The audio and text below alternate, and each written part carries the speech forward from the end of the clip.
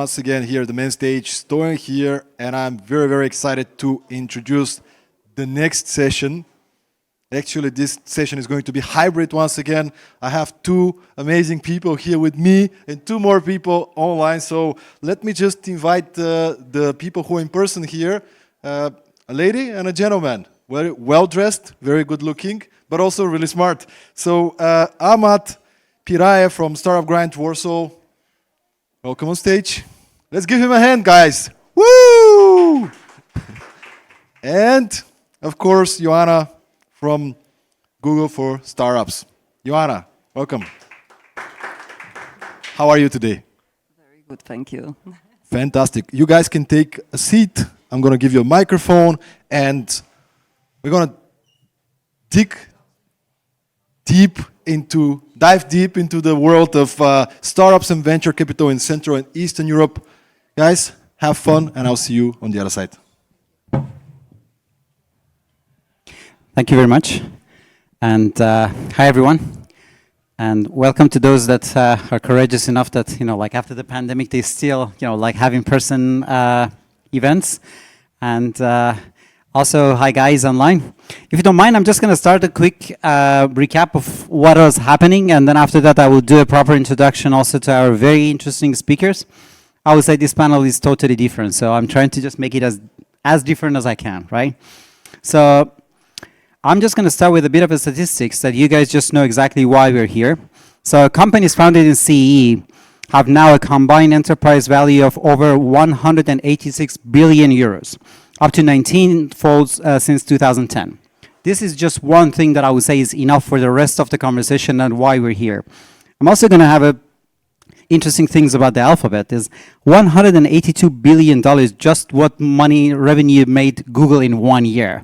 So I'm also trying to say that I'm very happy with where we're going, but at the same time, I'm also saying that we have a long way going forward. But in order to do something, it's better to stop talking about it and start acting on it. And the reason that we're here is because we had very interesting companies that they stopped talking and they started doing things for a very long time. And that is the reason that we're here. So 3 companies, Google for Startups, Atomico and Dealroom, joined forces with lots of very interesting partners to be able to create this report. We're going to hopefully give you the link that you guys can try to download it and use it for yourself. But for the time being, I would like to basically introduce you to the people that they really did it in person. So I'm going to start with, let's just say, a quick introduction, and then after that, I'm sure that they can introduce themselves way better. So first, Asha from Google for Startups. Thank you very much for being here. Can we just have a quick round of applause also just to, make it more? Yes, good. So thank you very much for attending in person. And at the same time, we have Yoram from Dealroom. Hi, Yoram. How are you feeling? Hey there. Yeah, I have a bit of a cold. That's why I didn't come, but otherwise I'm good. Good to be here. Good. Thank you. And Sasha, nice to see you too. Hi, everyone. It's great to be here. Perfect. So if you don't mind, we're just going to start with a quick introduction of our speakers that the audience would also know exactly like what they're doing. And then after that, we will just dive into the whole report and everything. So, Asha.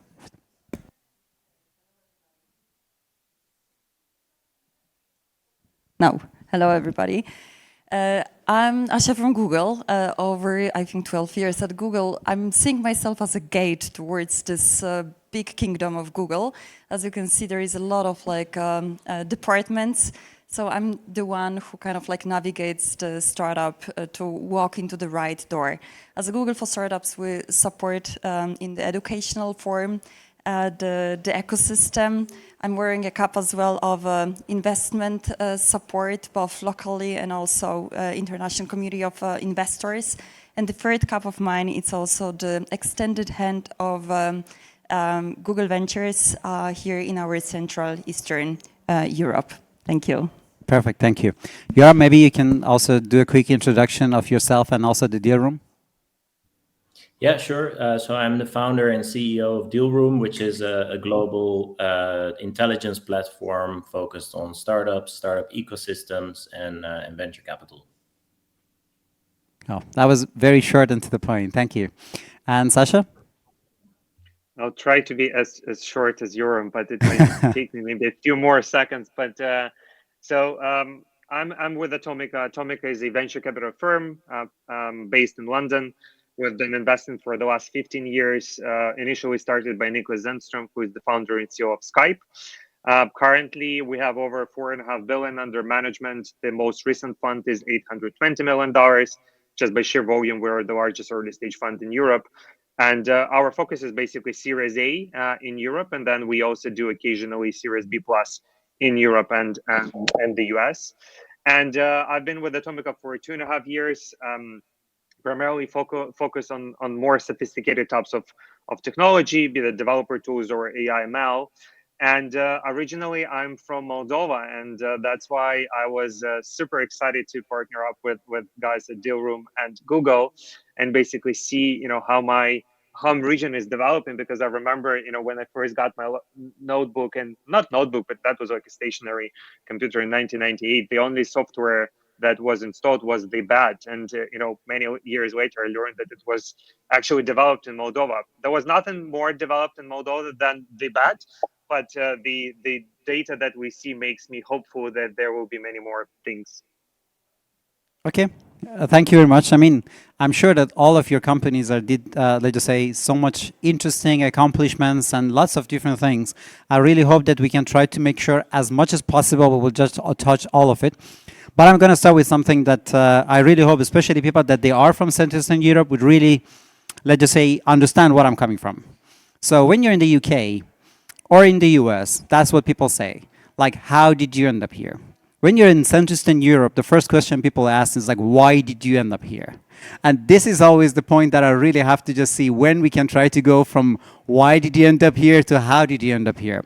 So why did you guys think that Central Eastern Europe needs to have a report and in such an in-depth and detail? You can try to take it because I'm sure that all of you have a different angles to that. Maybe you can again start with Asha and then go forward. So for us, we feel obliged as a Google for Startup to support the ecosystem the way we can. The data-driven, Google is data-driven, so any type of information which is data-driven is super important. We're delighted to see how quickly the region evolves. But we can talk about it, but showing the real data behind it's a different story. And we always got a feeling that we're still a little bit underrepresented as a region. The mission of Google for Startups, it's leveling the playground for underrepresented funders. And so as long as we have the feeling that the region is still not having the same access to the resources, then where we feel obliged that we have to act upon. So the report is for us a way, where we can somehow contribute, we can bring those exciting, wonderful partners, Dealroom and Atomico together to create something for relevant and meaningful for the region itself. We understood why Sasha and Asha, but we still didn't understand why you. So what really brought you to the Central Eastern Europe? Well, actually, Joanna, who I now learn is actually called Asha for the first Welcome time. to Poland. Yeah. So actually, Asha reached out actually a few years ago when we did, I think, I think this is the second or third time that we do this. And it's really interesting to look at the difference between the two because the region has actually exploded and really come to everyone's attention. But despite that, yeah, it's at a different stage of development compared with the UK and Germany, for example. So it just deserves to get a special attention. And I have to say that Asha's enthusiasm always when reaching out, she's clearly very passionate about this topic. Made us really excited to help on this project. And Sasha, I mean, let's just say that first of all, from all the successes that Atomico had, and at the same time, one quick thing is that I just didn't know that if you call yourself an investment vehicle or it's a startup studio, because that's also something that I just wanted to clear, and how you really feel that this report somehow affects the other startups that will come out of your company. Yeah, I mean, we are just as traditional venture capital firm as possible. So we only invest, we don't build. But obviously, we have heritage of Nicholas, who built Skype, and back in the days. But even up to date, that's probably one of the largest successes of the region. Back in the days, that was nothing beyond Skype. It was pretty much the first success after the dot-com bubble worldwide. So from that perspective, the reason why we decided to focus on the region, and you've heard the story why I personally am bought in, that the region will produce many more companies, but also we as a firm, we believe that great entrepreneurs come from anywhere. It doesn't matter whether you have access to capital or not; those will be surfaced. So our own belief is very similar to Asha's, and actually, for the record, I also learned that her name is Asha, maybe not today, but a couple of months ago, but that was a surprise. Anyways, but we strongly believe that we need to give and try to level the playing field and provide opportunities to entrepreneurs, because obviously the best entrepreneurs will get there one way or another, but we have enough resources and enough expertise to help them, and therefore we strongly believe that CE is probably the most exciting region right now in terms of the pace of growth and the delta that you can achieve in the next years, because obviously UK, Germany, France, and other regions, they are very developed, and we have very strong presence and deal flow from that. But the delta that you can achieve by doing an incremental piece of work is unmatched in the region versus others, right? Because just the region itself is growing so quickly. I mean, it's really inspiring and interesting to hear that. Just to give a little bit of a background also from at least Polish point of view about the startups. First of all, I would say that the black box, that again, it was a Google initiative, that it was one of the first accelerators that was happening in Poland. That was a spark that, let's just say, around 2010 made all of these startup events happen. And another thing that I also saw in person that was also a very, let's just say, setting an example, was the opening of the Google campus. That again had different names, like Asha and Joanna, because it started with like a Campus Warsaw, and then it became a Google for Startups Campus Warsaw. But it doesn't really matter what the name is, because it was what it was representing. Because then after that, Microsoft opened up their own co-working spaces, then City of Warsaw started that, and right now we have so many co-working spaces, because the moment that somebody would set that example, then everybody would understand the value, and especially these big brands really pay attention, then it means that there is something to look. And that goes with all of you guys, and this is very interesting. So it just shows that you already have the knowledge. But at the same time, when you do such an in-depth research, you also come up with a lot of things that even surprises you. So if you don't mind, I'm just gonna put the question back to you guys. And because I always start with Masha, this time I'm just gonna go from Sasha. So what was the most surprising fact that you found in the report?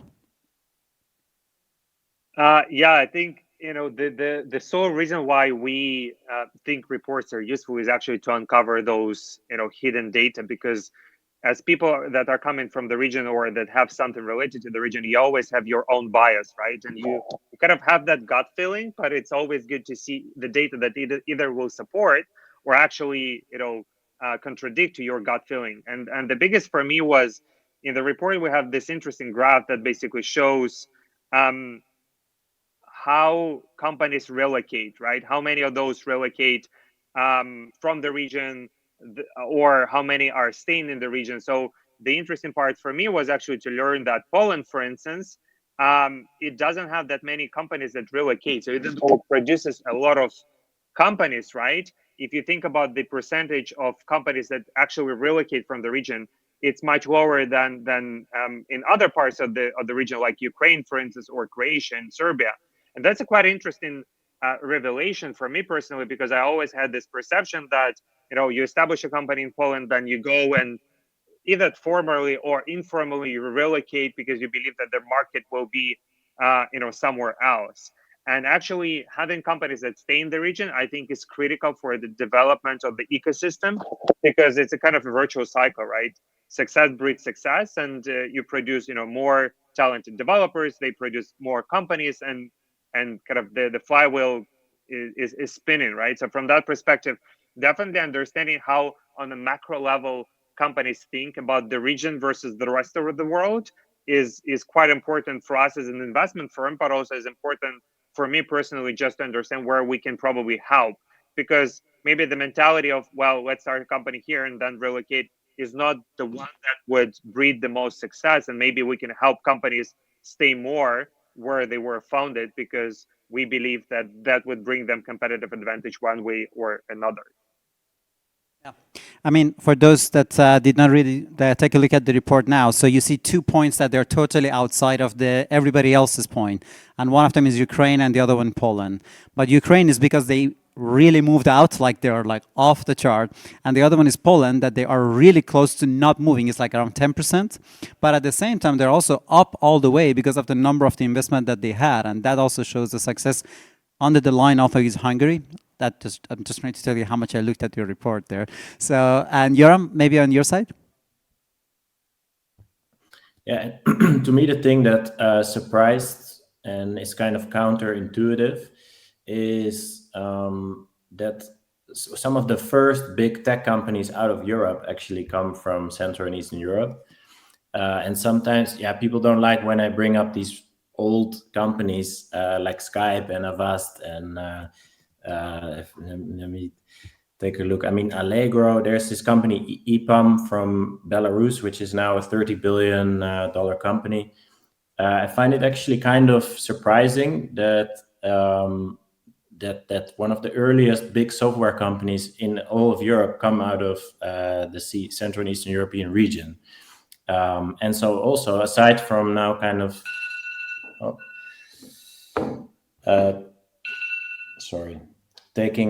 aside from kind of taking a victory lap, which is also good, we should also think about actually why it took so long now. There should have been more positive spillover effect from those early successes, and there wasn't. So I think we need to figure out and make sure that this time that positive spillover effect does happen. Thank you very much, Asha. Yeah, to add on that, exactly what Yoram mentioned, the conviction for me that we really built on the successes of the previous generation of the entrepreneurs is something what amazes me, because it means that we really right now, a big step forward in terms of experience which we got in the region. It's really just the next generation of funders. I was surprised seeing that 30% of the unicorns in Central Europe are bootstrapped, which in comparison to the rest of the Europe, it's just 7%. I don't know if it's a part of a culture. You're probably better in answering the question. It was just from a data point of view, quite an interesting insight. And finding out that it's not a surprise that a software enterprise is a strong muscle of Central Eastern Europe. It already came out in our previous report in 2019. But what COVID has done in terms of really booming that space and like bringing the eyes of the international investors on the Central Eastern Europe, where it was really just a very strong competitive advantage, and it is competitive advantage of our region. I think that's something what we can really make it that muscle even stronger and have that unique flavor on a map of the entire Europe or maybe a world. Let's just say, maybe even stick to you right now, because this is something that, first of all, you mentioned about the Google Ventures and the investment that they had in the region. Maybe we can try to also have some, let's just say, fresh news for the ecosystem. Do you first want to talk about that? Because that would be pretty much a good segue to what I want to ask. So yeah, just 2 days ago, there was a release information about the first investment of GV, Google Ventures, in Central Eastern Europe, which we're super proud about, because indeed there was a little bit of unseen part of Europe until now. So the fact that it's resistant AI coming from Czech Republic, so that's kind of like a foot in the door, and the great start of something. What I hope it will be really a journey of the fund, because I think it's a really like a good place to have more, more of the players in here. I can see Yoram is already updating his database right now for startups. Yeah, because one of the things that I keep seeing is that we have a lot of early stage VCs here. But when it comes to the later stage, especially Series B, we always hear Series B gap, Series B gap. But in this part of the world, this gap is huge. And the moment that we see even like 500 startups, I think maybe they almost had no investment in the region, maybe with one, maybe in Czech Republic. And these are the things that I really want to know, especially because of the report and the insight that you have.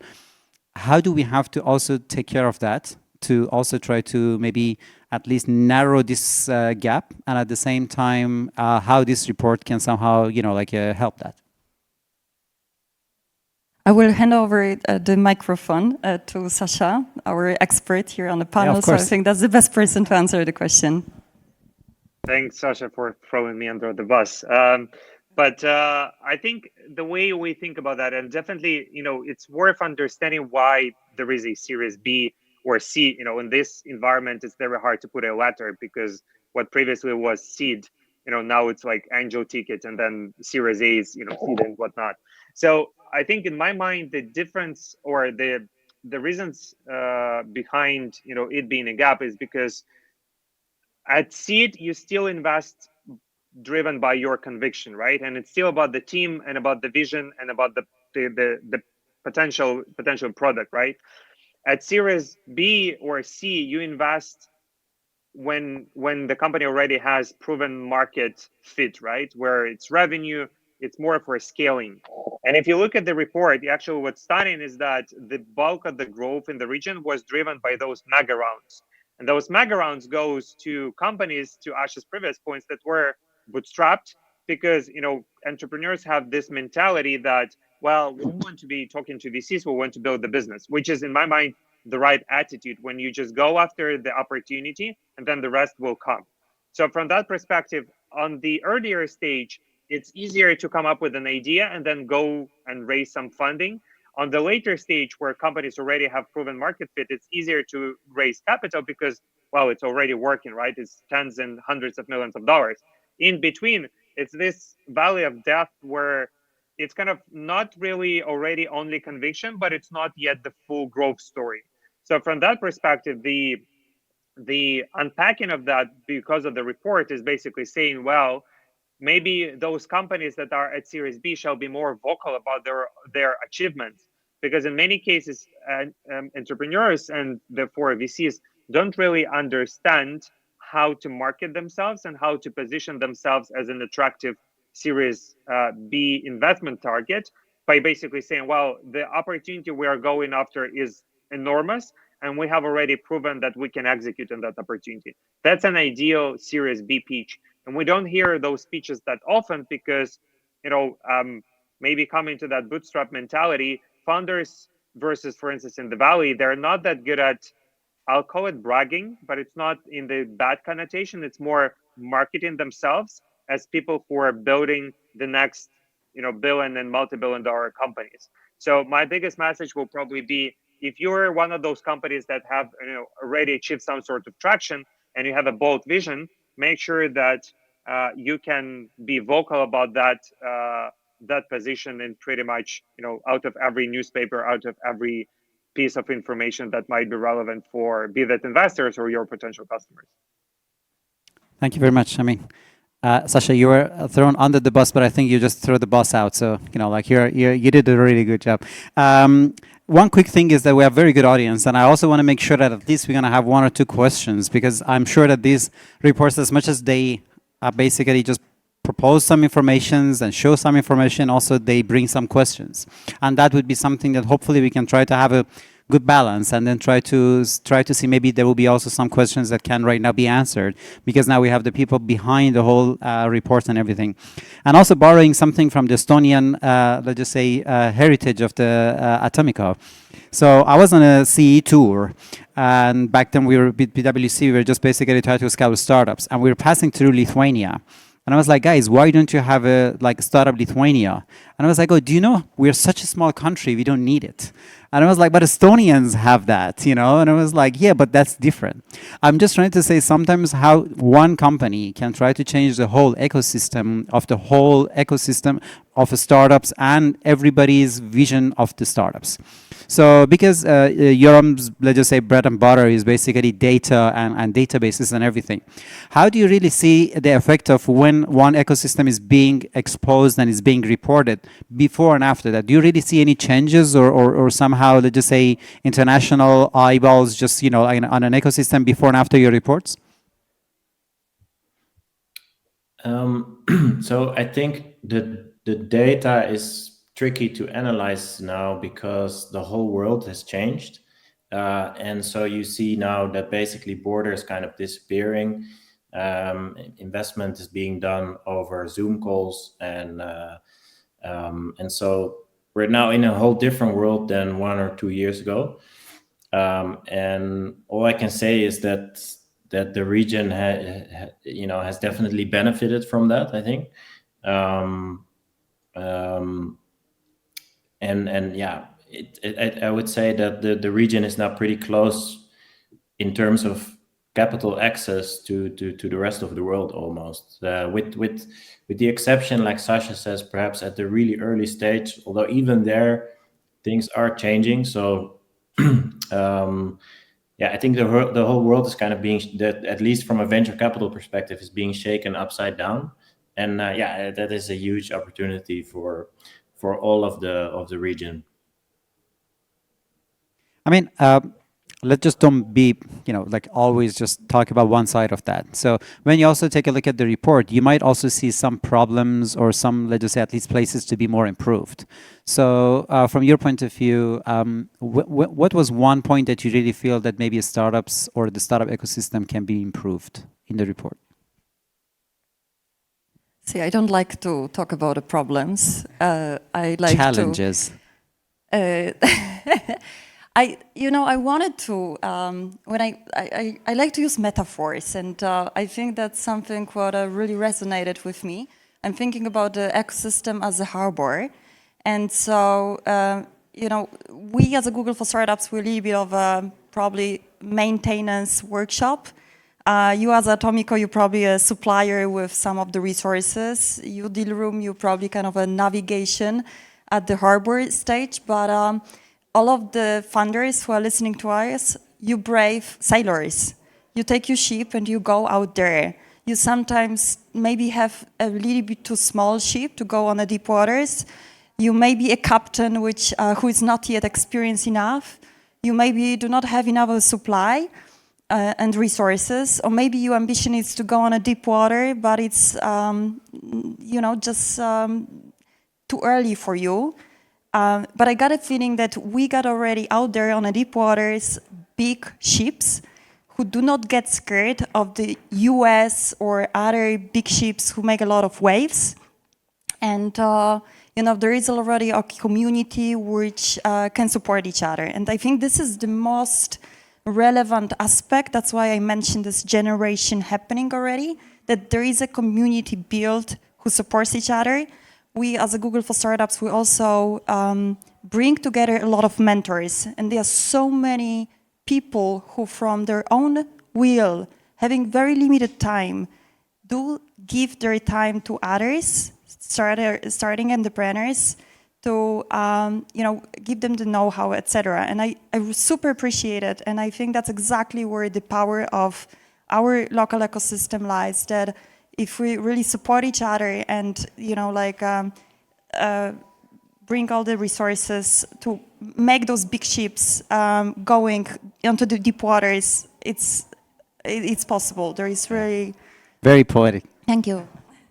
Yeah, I mean, as long as we are becoming poetic, another thing that I also see maybe it would be worthy of mentioning is also those unknown soldiers. Because in so many reports, what you see are companies that they survive and companies that they become billion-dollar companies. But what you don't see are also those people that they pave the way and they also allow others to be successful. Like when I was sharing the news about Doc Planner, they were just saying that, oh, so Doc Planner is a very good idea. So why don't they also try to do it as a booking for other places? And I was like, in Poland, we have this company called Booksy. And now, like other countries that they want to be Uber of something and Airbnb of something, in this part of the world, after Booksy became such a big success, everybody wants to basically create a booking systems for other places. So some people like Stefan Batory are literally, if you really look at them, maybe even his company right now is not one of those unicorns that we see in the report. But if you really see how many people learn from those entrepreneurship paths and they made their own successes out of that, this is also something that I think is worthy of mentioning that. Or people that they started, let's just say, generating startup ecosystems. And those people are unfortunately not exactly, let's just say, in the VC nor in the startup part, but still I would say that, like they need recognition to some extent, and it's good to somehow discuss, let's just say, their roles and appreciate somehow what they did. If I have any questions right now from the audience, maybe that would be the right time. If not, I promise you I have 2 hours of more questions. Yes. You want to? So number one, I'm part of this ecosystem. I've been working for a very long time to trying to make this ecosystem as successful as possible.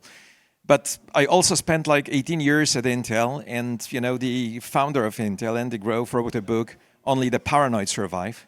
And I guess this attitude, has become part of my DNA. So I'm trying to look at things from both sides to take a look at the other side of the coin.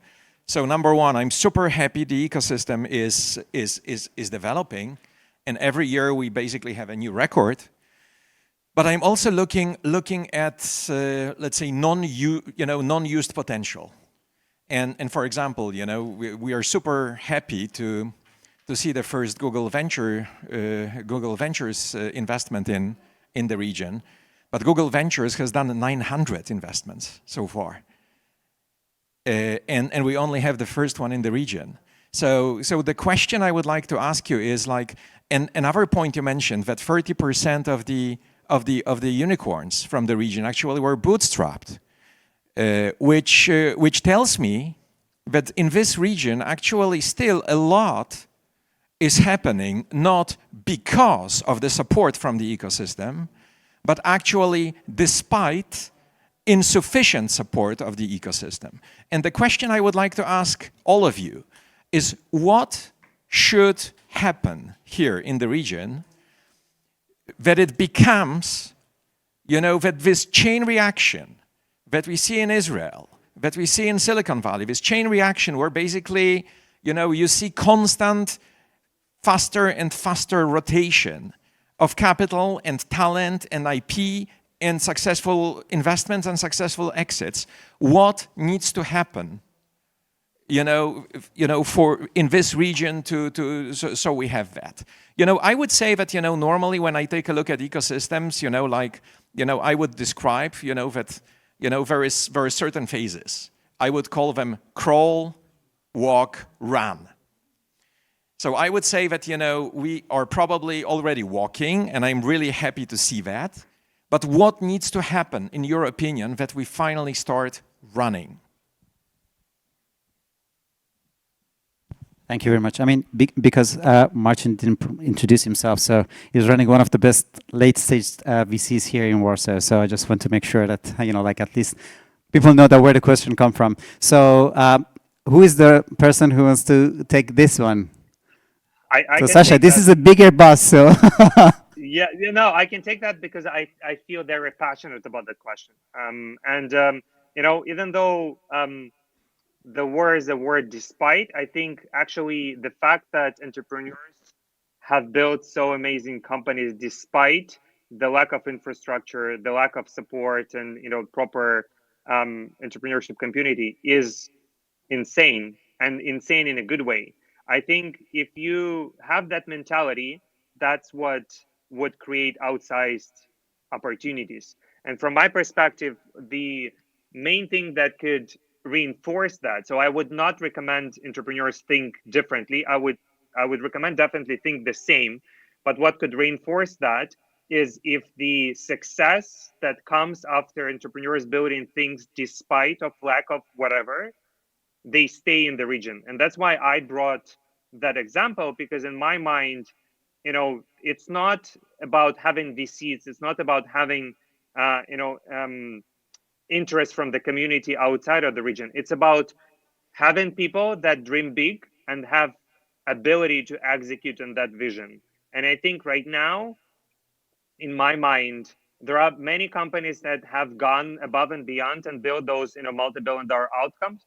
But there are many more that we don't discuss that, sold for 5 million, 10 million, and 15. And for those entrepreneurs, that has been a life-changing event. Not to say anything, right? I think having mentality of, well, I've already built a $50 million company. Can I go then that extra mile and build 50 billion-dollar company? That's probably the question that people need to answer themselves. And the more you have lighthouse examples like UiPath, like GitLab, like others, where people can actually believe that they can build something better and larger, the better will be for the ecosystem. And maybe to answer that question directly, I don't think that it will happen overnight. I think it will take another X years. I don't want to provide what that X is going to be, but a number of X years for that to be the case. If you look at what Skype created, it took them 15 years, and now it's the largest ecosystem when it comes to number of VC investments. Or sorry, the VC capital per capita. So from that perspective, not an overnight success, but definitely persistence and having that attitude of building despite, and then reinforcing that with inflow of same capital, same ideas, same people that have built previous successes is very important. Thank you very much. I can also maybe add something. They asked the head of Google for startups in London that how the London startup ecosystem can be as good as Israel. And he said that in London, our main sport is football, and in Israel is a startup. So the moment that we can try to change these two, maybe we're just going to be in the right path. So I really feel that nobody just grow up and then their parents said that, hey, just go out and play football, and then they say, if you play football, then you're going to get rich. The moment that you just be passionate about it, and then people outside was like, hey, let's just go out and play football. Then those people becoming, let's just say, more and more knowledgeable about what to do. And then if they want to be a professional football player later, they do that. If not, if somebody throw a ball at them, they know how to play with it. And this is the part that we have as an education problem and a startup problem. We don't always have to throw money at it. Sometimes it's just supposed to be a culture. When you throw a ball at someone, then I was like, because nobody pays me to play football, so I'm not going to kick the ball. That is some of the reasons that I see a lot of the startups don't touch the ball. And I was like, dude, if you really like doing that, regardless of the money that is in it or is not in it, you have to do something about it. And I really feel that, as Sasha also very good mentioned, that I think it takes time, and I don't think there is anything such a thing as like an overnight success. And I really hope that, let's just say, this report would be a very good start for, let's just say, seeing some very good changes. And I already had a very interesting chat with Asha regarding the whole month of activities and detailed reports and all the activities that, let's just say, resulted in this report. So first of all, I would like all of you guys, and I'm not going to give you a QR code or something, just Google it, and I promise you that you're going to find a report. So please try to make sure that you read it, try to communicate with all the people that were behind it, ask your questions. I'm sure that there is still a long path moving forward. And at the same time, just to be able to make sure that we finish in on time, maybe if you can have one last word, and then we can try to wrap up our panel. Thank you, Ahmed, because I wanted to take the opportunity publicly to really thank you, the entire Dealroom crew, Yoram and Sasha Atomico. It was amazing work. I really enjoyed it. Thank you for this piece of quality for the ecosystem. I hope it's going to be useful for you all, but thank you for all your hard work. So thank you very much, guys. If you have another word, that would be the right time right now. Okay, now same here. It was a real pleasure, and look forward to working again with you. And maybe for the audience, get the report. If you Google Dealroom CEE, it's a top result. And also, if you want to be on the next report, go to our website, and it's open access database. You can find most of the underlying data there directly without a paywall. Yeah, maybe just to second that, definitely Asha and Yoram has been too nice here. They've done 95% of the work, so I just stood nearby and was honored to work with them. But my biggest thing here is let's surprise ourselves next year and the year after that and the year after that, but surprise everyone and ourselves in a good way. You know, this year it's double the activity. Whether we can sustain double or make it triple or maybe even more, let's see how it goes. But definitely we are on the rise, and I really enjoy spending time with people in the region. So hopefully we'll make many more connections, and next year we have many more fruitful conversations as well. Thank you very much. I'm just going to close it with Steve Jobs that he says, "Stay hungry, stay foolish." So let's just make it happen. And with that, thank you very much. Maybe just a quick round of applause. Thank you.